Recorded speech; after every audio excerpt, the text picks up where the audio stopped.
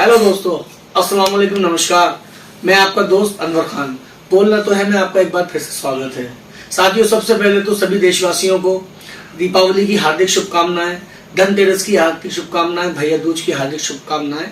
ये त्योहारों का सीजन है और ये वीक जो है साप्ताहिक पूरा त्योहार सेलिब्रेट किए जाएंगे और कहीं ना कहीं वीकेंड में आने का ये भी फायदा हुआ कि हर कोई इसको बहुत ही दिल से मनाने के लिए अपने घर भी जा रहा है, अपने घर वालों से मिल रहा है।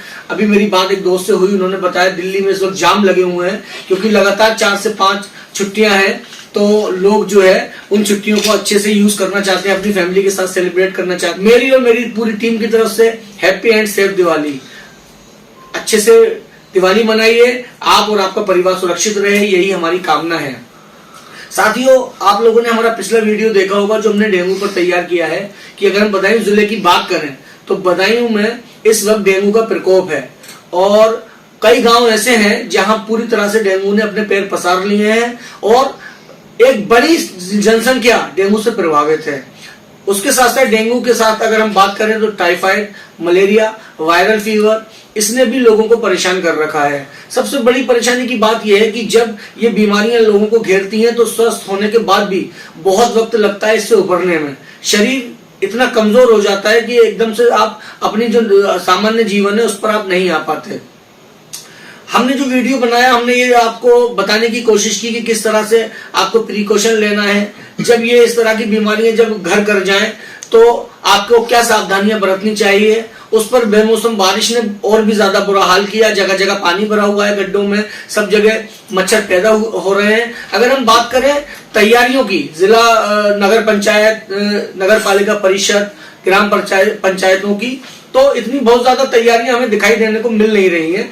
अगर हम लोगों की बात करें, लोगों से जब हमने बात की तो लोगों ने यही बताया कि कोई बहुत ज्यादा इसको लेकर सावधानियां बरती नहीं जा रही हैं, बहुत ज्यादा कुछ दवाइयां छिड़की नहीं जा रही हैं। इस वीडियो के बाद अब हम बात करते हैं बदायूं के कस्बा सहसवान की। सहसवान से भी लगातार कुछ गांव ऐसे हैं जहां डेंगू ने बुरी तरह से लोगों को जकड़ रखा है। हमने इस वीडियो को बनाया, हमने आपको बताया कि सहसवान में कौन कौन से ऐसे हॉस्पिटल्स हैं जहां ट्रीटमेंट हो रहा है। डॉक्टर रामनिवास गुप्ता का हमने बताया, लाइन लगी हुई है, ट्रीटमेंट हो रहा है। डॉक्टर सैफुर रहमान का हमने आपको बताया और इसी के साथ कल हम ईशान माहेश्वरी से हमने मुलाकात करने की कोशिश की लेकिन वो अवेलेबल नहीं थे और वीडियो डालना भी जरूरी था क्योंकि इन्फॉर्मेशन आपको पहुंचानी थी, आपको कन्वे करना थी। तो आज डॉक्टर प्रशांत सहसवान में है, आरोग्य के नाम से। स्टेट बैंक के बराबर में इनका एक हॉस्पिटल है, मल्टी स्पेशलिटी हॉस्पिटल है। यहाँ पर भी लोगों का ये कहना है कि अच्छी तरह से ट्रीटमेंट किया जा रहा है और जानकारियां प्रोवाइड की जा रही हैं। मेरे साथ है डॉक्टर प्रशांत माहेश्वरी जी। चलिए उनसे बात करते हैं और जानने की कोशिश करते हैं कि आखिर क्या है ये डेंगू और किस तरह से इससे बचाव कर सकते हैं। मेरे साथ डॉक्टर प्रशांत माहेश्वरी जी। डॉक्टर साहब, आपका बहुत बहुत स्वागत। धन्यवाद अनवर भाई, हमें ये मौका देने के लिए। डॉक्टर साहब, इस वक्त आपको भी देख रहे होंगे क्योंकि आप लगातार डेंगू के मरीजों की संख्या बढ़ रही है और प्लेटलेट्स कम होना कोई बड़ी चीज नहीं है। तो इस सब को लेकर आपको क्या कहना है, इस पूरे सिनेरियो को किस प्रकार से देखते हैं आप? डेंगू जैसा आप सब लोग जानते हैं एक वायरल डिजीज है, वायरस के द्वारा होती है जी। और इसका एक वायरस जिस कीटा के थ्रू फैलता है वो उसे वेक्टर बोलते हैं। वेक्टर इसका है मच्छर, मॉस्किटो जी। एडीज एजिप्टी मॉस्किटो का नाम है जिससे ये डेंगू फैलता है जी। राइट जी। अब मैं स्टेप बाय स्टेप आपको जानकारी साझा करूंगा। बिल्कुल बिल्कुल। कि डेंगू के क्या सिम्टम होते हैं, कैसे उसकी डायग्नोसिस होती है, क्या ट्रीटमेंट है, एडमिशन क्राइटेरिया क्या है। हम भी यही चाहते हैं कि सारी इन्फॉर्मेशन लोगों तक पहुंचे और आम जनता को क्या सावधानियां बरतनी चाहिए। जी जी जी। पॉजिटिव एजेंट मैं आपको बता चुका हूँ। डेंगू वायरस होता है जो फ्लेविविरिडी फैमिली का है, जिसके 4 टाइप होते हैं। ठीक है। डेन 1 to डेन 4 जो एडीज एजिप्टी मॉस्किटो के थ्रू फैलता है। इस मच्छर की पहचान जो है आम जनता की भाषा में बताऊं, ये धारीदार मच्छर होता है। ये धारीदार मच्छर होता है जिसके पेट पर सफेद और ब्लैक ऑल्टरनेटिव लाइनिंग होती है। जी जी जी। और प्राय ये मच्छर जो है दिन के समय में काटता है। मच्छर के काटने से जो वायरस है वो पेशेंट के ब्लड में चला जाता है। ठीक है। ठीक। अब हम अगर सिम्टम्स की बात करें तो इसके जनरल सिम्टम्स बुखार के साथ मसल पेन, मांसपेशियों में दर्द होना, हड्डियों में दर्द होना, आंखों के पीछे दर्द होना, सर में दर्द होना, उल्टियां वगैरह भी आती हैं, वॉमिटिंग जी, वॉमिटिंग और कभी कभी ब्लीडिंग की भी दिक्कत रहती है। ये इसके कॉमन सिम्टम्स हैं। पूरी जो बीमारी है उसे 3 स्टेज में हम बांट सकते हैं। टोटल जो बीमारी का ड्यूरेशन है वो 2 to 7 डेज का है। ठीक है, मोटा मोटा 1 हफ्ते का ड्यूरेशन है। शुरू के 3 दिन 1 to 3 डे को हम फेब्राइल स्टेज बोलते हैं, यानी 1 से 3 दिन तक बुखार आएगा, साथ में ये सिम्टम्स होंगे जो मैं पहले बता चुका हूं। जी जी। 3 से 6 दिन पे कहानी शुरू होती है, जिसकी वजह से जो आम जनता है उसमें इतना त्राहिमाम है, जो डेंगू का नाम सुनते ही भयावह हो जाती है। उसे जी उसे कहते हैं क्रिटिकल स्टेज। और 7 डेज के बाद रिकवरी शुरू होती है, तो उसे रिकवरी फेज कहते हैं। ठीक है। शुरू के 3 दिन में पेशेंट को केवल माइल्ड सिम्टम्स होते हैं, जैसे बुखार के साथ में दर्द और जो मैंने बताया। ठीक है। तो इसमें और जो वायरल इलनेस हैं उसमें भी ये सिम्टम होते हैं। तो कभी कभी डॉक्टर्स भी, हम लोग और पेशेंट भी कंफ्यूज होता है कि डेंगू है या नहीं है। तो शुरू के 3 दिन में इतना पैनिक होने की जरूरत नहीं है जी। हमें वेट करना है कि अगर अब हम आते हैं डेंजर साइंस पर, हमें केवल डेंजर साइंस को वॉच करना है, जो खतरनाक लक्षण होते हैं डेंगू के। खतरनाक लक्षणों में जैसे पेट में एकदम से दर्द होना, ठीक है, severe abdominal pain, persistent vomiting, लगातार उल्टियां होना, कम से कम 24 घंटे में 4-5 उल्टियां हो गई। ठीक है। Patient is unable to take orally, मुंह से पेशेंट कुछ ले नहीं पा रहा है, खा रहा है तो पलट दे रहा है। ठीक है। फ्लूइड एक्युमुलेशन, सूजन आ रही है, पेट में पानी भर रहा है, पैरों पे सूजन है, फेशियल स्वेलिंग है, ब्लीडिंग, नाक से ब्लीडिंग हो रही है, मसूड़ों में ब्लीडिंग हो रही है, ब्लीडिंग हो गया। और हो गया लेथार्जीनेस, वीकनेस, बहुत ज्यादा डल है पेशेंट, लेथार्जिक है, सेमी कॉन्शियस है, स्टूपर है। तो दीज आर डेंजर साइंस। अगर ये डेंजर साइंस इनमें से प्रेजेंट हैं, तब हमें डरने की जरूरत है। अगर हम टेस्ट की बात करें तो जो शुरू के 3 दिन हैं उसमें अगर आप सीबीसी कराएंगे तो पहले 3 दिनों में प्लेटलेट काउंट्स जो हैं वो गिरना शुरू होती है। ठीक है। ठीक है। 4 to 6 डे पे प्लेटलेट काउंट अपने मिनिमम लेवल पर आती है। अब ये जो फॉल है वो किसी भी लेवल तक जा सकता है। जैसे मैं रेगुलरली देख रहा हूँ टेस्ट में, किसी पेशेंट में 50,000 तक गिर रही है, किसी में 90 तक, किसी में बिलो 50 भी जा रही है। हाँ। तो ये डिपेंड करता है पेशेंट की फिजिकल कंडीशन पर, उसकी एज ग्रुप पर, अदर फैक्टर्स, इम्यूनिटी पावर पर। जी। दूसरा, मैं अपने साथी क्लिनिशियंस और का ध्यान आकर्षित करना चाहूंगा, केवल प्लेटलेट काउंट ही नहीं देखना है, उससे ज्यादा इंपॉर्टेंट है हेमाटोक्रिट। हेमाटोक्रिट का मतलब ये है डेंगू में जो है प्लाज्मा लीकेज होता है, प्लाज्मा लीक करके थर्ड स्पेस में इकट्ठा होना शुरू हो जाता है। जैसे फेफड़ों में भरना शुरू हो गया पानी, पेट में पानी भरना। अच्छा। तो जब हेमाटोक्रिट प्लाज्मा लीकेज का साइन है, अगर पेशेंट का हेमाटोक्रिट बढ़ता जा रहा है, ये भी सीबीसी में ही एक पैरामीटर होता है हेमाटोक्रिट। ठीक है। अगर सीबीसी स्टैंडर्ड मशीन से लगी है तब सीबीसी में ये पैरामीटर हेमाटोक्रिट दिखाया जाएगा, और अगर केवल माइक्रोस्कोप में देख के आपने रिपोर्टिंग कर दी कि हीमोग्लोबिन ये है, प्लेटलेट ये, तो उसमें haematocrit most of the time नहीं होता। पेशेंट को जो अपना जो भी जांच है वो सेल काउंटर पर ही सेल काउंटर पर ही करानी चाहिए। जी। होता ये है, मैं बताऊंगा मेरे दर्शकों को कि अक्सर क्या होता है कि आप लोग जब जाते हैं जांच के लिए तो जो लैब टेक्नीशियंस होते हैं वो माइक्रोस्कोप से जांच करते हैं। तो मेरी आपसे गुजारिश है कि जब आप जाएं तो उनको ये बताएं कि आप जो हमारी जांच करें वो सेल काउंटर पर करें। सेल काउंटर एक प्रक्रिया होती है, जब आप उसके थ्रू जांच करवाएंगे तो आपका जो प्लेटलेट्स का एग्जैक्ट काउंट है, सही गणना है, वो सामने आ जाएगी। और जैसे कि डॉक्टर साहब दूसरी बात जो बता रहे हैं वो भी आप सुनिए आप लोग जी। तो दूसरा आपने क्या बताया? हेमाटोक्रिट, ठीक है। प्लेटलेट और हेमाटोक्रिट का अपोजिट रिलेशन होता है। ठीक है। जैसे डेंगू में प्लेटलेट काउंट गिरता है, हेमाटोक्रिट बढ़ता है। जैसे मैंने बताया प्लेटलेट काउंट 4 to 6 डे पर मिनिमम होगा, तो हेमाटोक्रिट मैक्सिमम होगा। उनमें 3 कंपोनेंट्स होते हैं, RBC, WBC and plasma.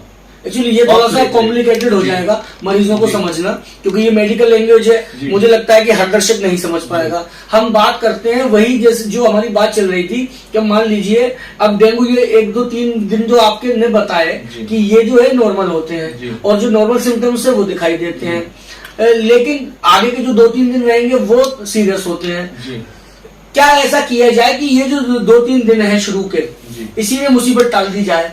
Patient ऐसा क्या करे अपने खान पान में और अपने डेली लाइफ में कि ये जो डेंगू के जो सिम्टम्स यहाँ से शुरू हुए, तो वो जाहिर सी बात है डेंगू ये सिम्टम्स है, फीवर भी है, तो उसकी जो अगर मान लीजिए कभी कभी मरीज जो अनकॉन्शियस हो जाता है, तो उसके जो परिजन है, उसके जो फैमिली मेंबर है, उनको क्या शुरू कर दें एकदम से जिससे वो नौबत ही ना आए कि पेशेंट उस कंडीशन में पहुंच पाए। इसीलिए मैं आपको हीमोक्रेट वाली बात बता रहा हूँ, केवल प्लेटलेट काउंट्स ही नहीं देखने हैं, हमें पूरी सीबीसी करवानी है पहली बात जी।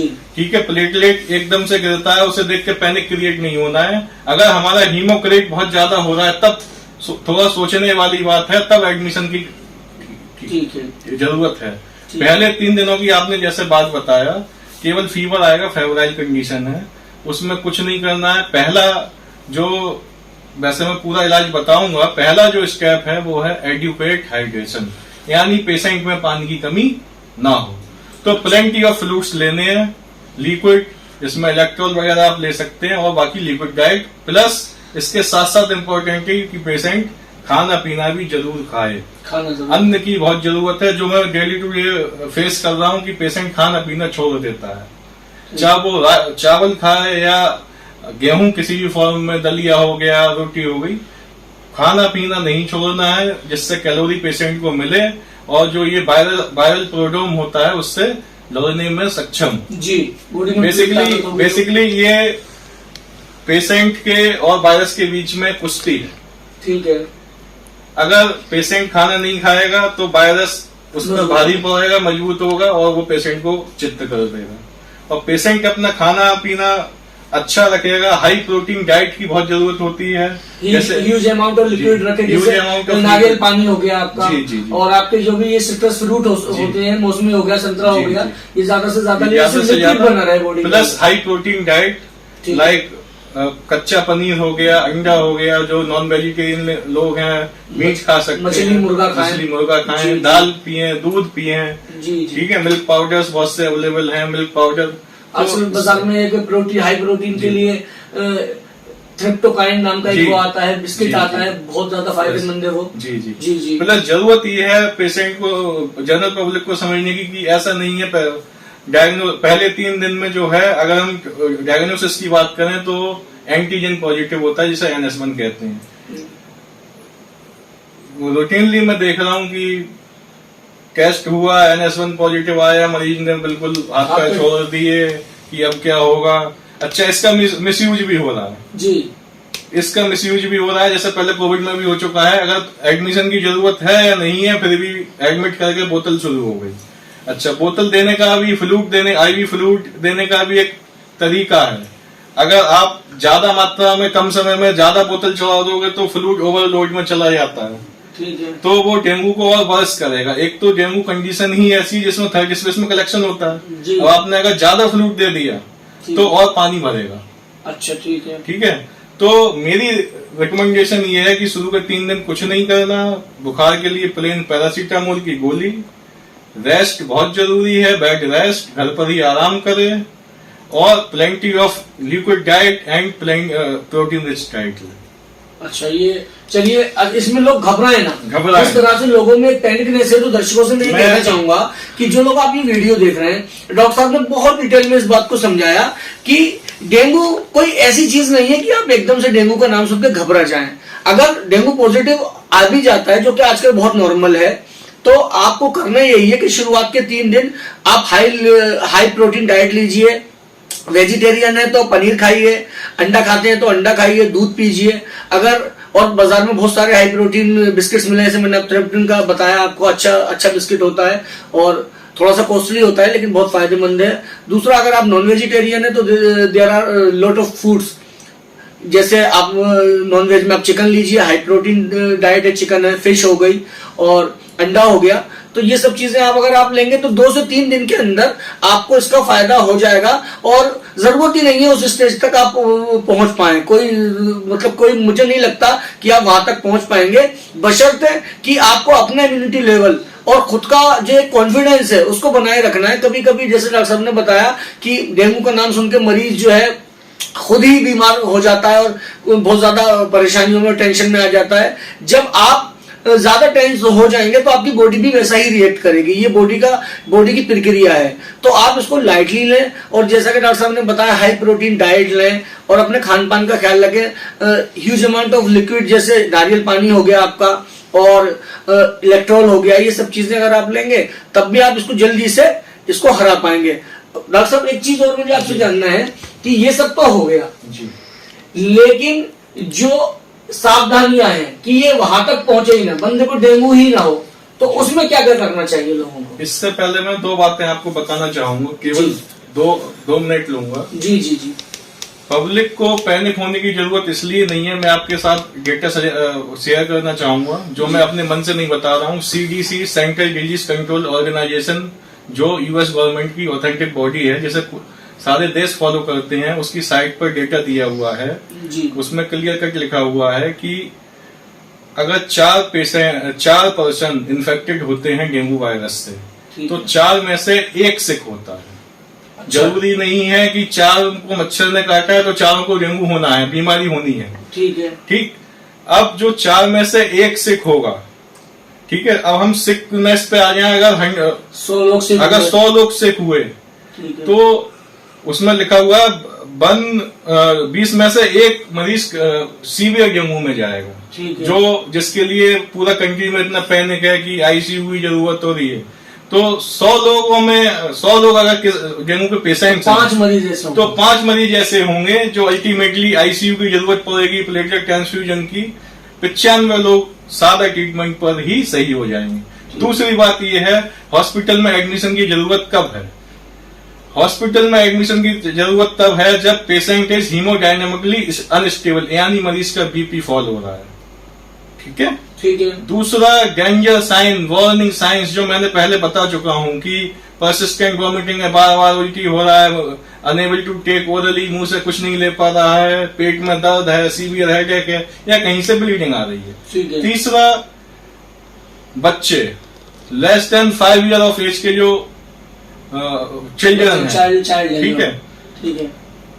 Old age more than 60 years के जो पर्सन है वो विद कोमॉर्बिड कंडीशन, जैसे अनकंट्रोल्ड डायबिटीज है, अनकंट्रोल्ड हाइपरटेंशन है, किडनी की कोई दिक्कत है, क्रोनिक लिवर की दिक्कत है जी, या डेंगू जो है अदर ऑर्गन पर भी इफेक्ट आता है। जो मैंने क्रिटिकल फेज आपको बताई थी, जब प्लाज्मा लीकेज होगा, जब प्लाज्मा लीकेज होगा तो उसमें क्या होता है, लीवर पर भी जो आता है, जैसे आपके हेपेटो टॉक्सिसिटी कहते हैं, दिमाग पर भी जो आता है एंसेफेलोपैथी कहते हैं।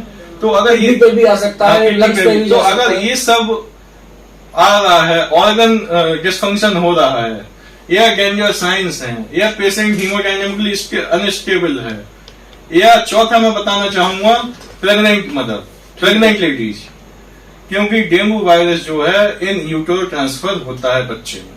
अच्छा। अगर कोई लेडी प्रेग्नेंट है और उसे डेंगू वायरस का इन्फेक्शन है तो वो बच्चे में जा सकता है और बच्चेदानी के अंदर ही चांस है कि बच्चा बेकार हो जाए, आईयूडी हो जाए, इंटरयूटेरन डेथ हो जाए। अच्छा। तो उसमें प्रेग्नेंट लेडी को हॉस्पिटल में एडमिशन होने की जरूरत है। ठीक है, ठीक है। प्लेटलेट काउंट को बार बार देख के पैनिक नहीं होना है कि 40,000 हो गई, 30,000 हो गई।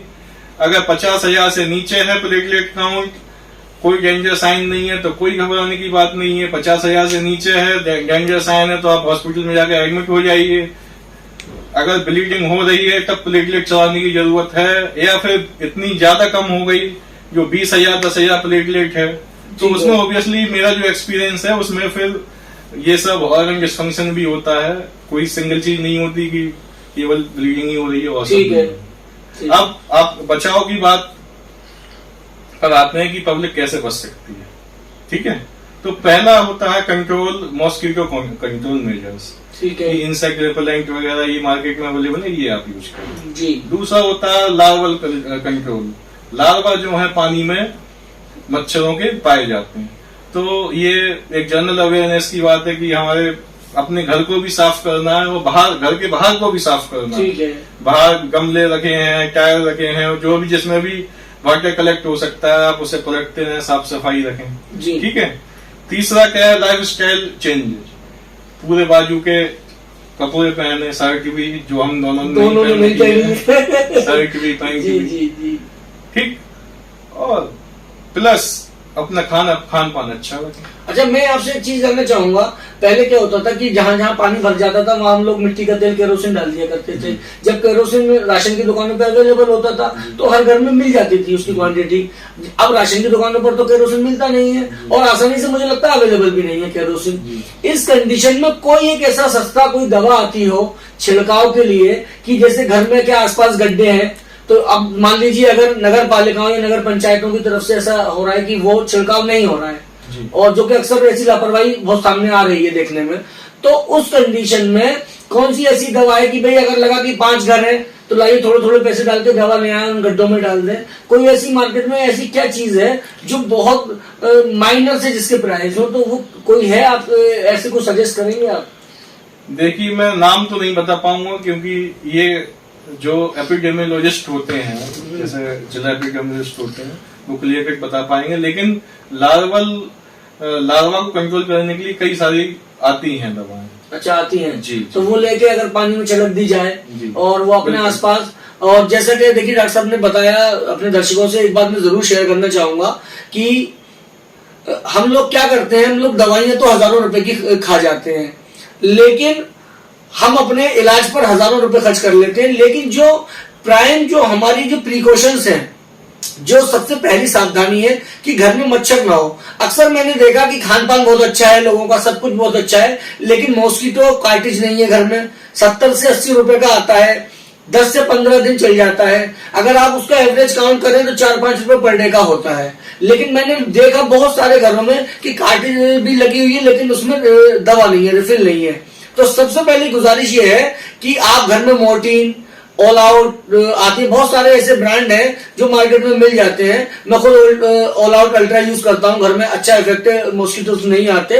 तो आप भले ही और खर्चों को थोड़ा सा कम कीजिए, लेकिन आपके घर के हर कमरे में मॉस्किटो कार्टिज हो और हर वक्त जलनी चाहिए। आपकी जो खिड़कियां हैं उनको बंद रखें, दरवाजों को, और कोशिश ये करें कि मच्छरों से दूरी बना लें। और जिस तरह के हालात हैं, बड़ी तादाद में मच्छर पैदा हुए हैं और आमतौर पे पहले हल्की फुल्की दवाइयों से मच्छर चले जाते थे, वो आज ऐसा लगता है जैसे मच्छरों ने भी खुद को एडवांस कर लिया है, वो आसानी से डॉक्टर साहब जाते भी नहीं है मच्छर। तो और ये शायद प्रकृति का नियम है कि प्रकृति में लोग अगर किसी चीज से किसी जंतु को कोई परेशानी हो डेवलप होता है, जैसे इंसान ने खुद को डेवलप किया। सुनने में आता है, हमने पढ़ा बायोलॉजी में कि सांपों के पैर होते थे पहले, लेकिन सांपों को चलने में परेशानी थी तो धीरे धीरे कुदरत ने वो पैर ही खत्म कर दिया। जिराफ के जो था वो हाइट कम होती थी, पैर ऊंचे थे, सहारा में था तो जिराफ उचक के पेड़ पत्ते खाते थे तो गर्दन ऊपर होती चली गई, कुदरत ने दे दी। तो ब्रीड जो है खुद को बदलती है। अब हमने दवाइयां और मेडिसिन इजाद की है, अब ये मच्छर भी आसानी से लड़ पा रहे हैं उससे। तो कोई भी ऐसी चीज आप घर में लगाएं जिससे मच्छरों पे असर हो, और जैसे डॉक्टर साहब ने बताया फुल बाजू के कपड़े पहने। And the most important thing जो डॉक्टर साहब ने बताई कि अगर आपके घर में गर्भवती महिलाएं हैं और आपके घर में कोई खुशी आने वाली है तो उनका बड़ा ख्याल रखें, उनके आसपास मॉस्किटो वगैरह इस तरह की चीजें ना पनप पाए, उनके लिए आप बहुत ख्याल रखें। कार्टिज लगी हो और आसपास घर में चाहे धुएं के जरिए, पहले देखते थे बहुत सारी ऐसी जड़ी बूटियां होती थी कि घर में लोग जला दिया करते थे, धुआं होता था, मच्छर चले जाते थे। तो इन सब चीजों का आप लोगों को ख्याल रखना है। और ये डॉक्टर साहब से आज हमारी बात हुई है, वैक्सीन का भी है जी। डॉक्टर साहब ने एक बड़ी इन्फॉर्मेशन दी और डॉक्टर साहब से वैक्सीन के बारे में डॉक्टर साहब से जी डॉक्टर साहब वैक्सीन क्या बताइए? डेंगू की वैक्सीन का जो इंडिया में स्टेटस है अभी क्लिनिकल ट्रायल में है। ठीक है। अदर कंट्री में डेंगू वैलिक्स नाम से वैक्सीन आती है, जो आपके साउथ अमेरिका है, इन कंट्रीज में जहाँ डेंगू एंडेमिक है वहाँ WHO ने FDA ने रिकमेंडेशन दे दी है, अप्रूव्ड है। अच्छा। और 6 to 9 to 16 years of age children में, बच्चों में बेसिकली अप्रूव्ड है। ठीक है। इंडिया में अभी ये अंडर ट्रायल है, तो आपके माध्यम से मैं गवर्नमेंट से भी रिक्वेस्ट करूंगा कि उसे फास्ट ट्रैक किया जाए। इंडिया में भी वैक्सीन अवेलेबल होनी चाहिए। हाँ, अगर वैक्सीन अवेलेबल हो जाए तो जिस तरह से कोरोना से हम लोग जीत पाए और लड़ पाए, और कोरोना क्योंकि एक महामारी थी तो उस पर मेहनत भी हुई, और वो मुझे लगता है शायद अब तक की सबसे जल्दी जो वैक्सीन तैयार हुई वो कोरोना की हुई है, जितना मुझे पता है। तो अगर इस पर किया जाए तो वैक्सीन आ जाए तो शायद इससे बचा जाए। कंट्रीज में है, कुछ कंट्रीज में डेंगी वैरिक्स नाम से सैनोफी जो कंपनी है वो उसे मैन्युफैक्चर करती है। तो दोस्तों, ये थे हमारे साथ डॉक्टर प्रशांत माहेश्वरी जी, आरोग्य के नाम से अस्पताल चलाते हैं सहसवान में, और मल्टी स्पेशलिटी हॉस्पिटल है। आपकी वाइफ भी गायनी है यहाँ पर, और बढ़िया ट्रीटमेंट है, लोग यहाँ से सेटिस्फाई और संतुष्ट होकर जाते हैं। तो मैं ये तो प्रार्थना नहीं करूंगा कि आपको यहाँ आना पड़े, लेकिन कभी अगर आए तो मिलिए। बहुत अच्छे व्यक्ति हैं, बहुत अच्छे इंसान हैं, और साथ ही बहुत बहुत धन्यवाद, जुड़े रहिए। और भी अगर आपको लगता है कि हमें कोई बात उठानी चाहिए, आप कमेंट बॉक्स में जाकर हमें वो बता सकते हैं। कहीं कोई अत्याचार हो रहा है, कहीं कोई जुल्म हो रहा है, कोई आपको प्रताड़ित कर रहा है, तो आप हम तक अपनी आवाज पहुंचाइए। हम कोशिश करेंगे आपकी बात को दुनिया के सामने लाने की। साथियों, एक बार फिर से समस्त देशवासियों को दीपावली, धनतेरस और भैया दूज की हार्दिक शुभकामनाएं। बहुत बहुत धन्यवाद।